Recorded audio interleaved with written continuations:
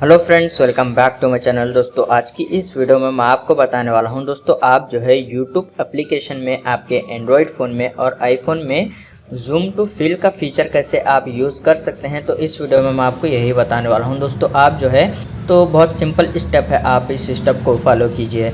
सबसे पहले आपको यूट्यूब एप्लीकेशन को ओपन करना है।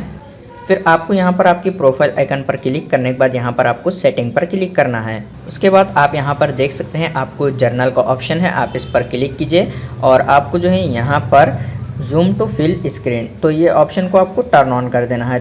तो उसके बाद अभी आपको जो है कोई भी एक वीडियो प्ले कर बताऊँगा।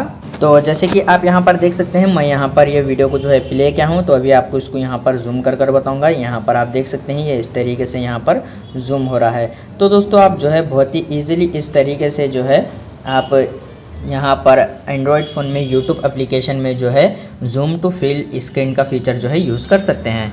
उम्मीद है आपको वीडियो पसंद आया तो प्लीज़ लाइक कर देना और इसी तरह के वीडियोज़ देखने के लिए चैनल को सब्सक्राइब कीजिए।